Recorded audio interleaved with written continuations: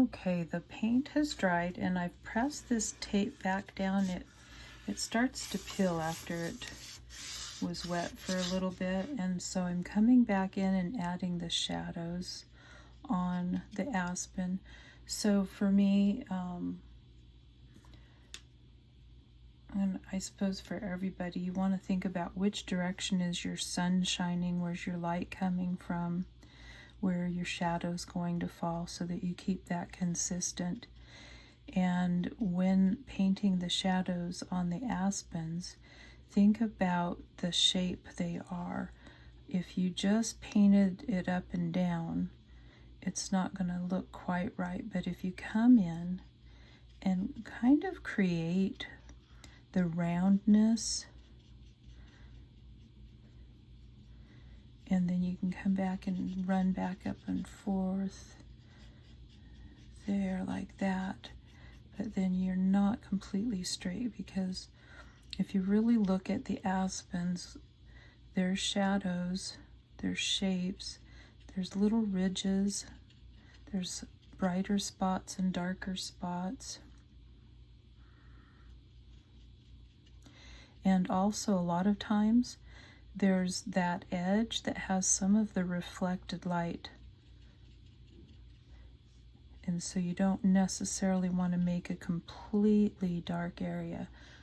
I use Payne's Gray a lot for the shadows, and then also when you're looking at aspens, you get those horizontal lines that follow, and you get a really dark one, like where a branch has been or is.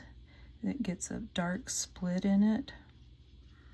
And that'll give you a really realistic looking aspen when you start putting in those. I've noticed a lot of them at the base are really scarred, really darkly.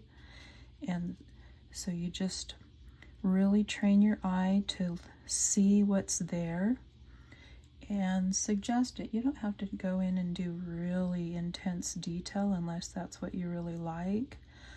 I can do that, and I have, but it's satisfying as well to just suggest it. And the tendency would be to just do the same thing all up and down, but give some variation. Make some in the middle of the trunk, some over on one side and some on the other. Wherever you have a bump that happened, you can just say, oh, well, that's probably a good place to put a black scarring from a branch. And you just kind of pick out your shapes as you go.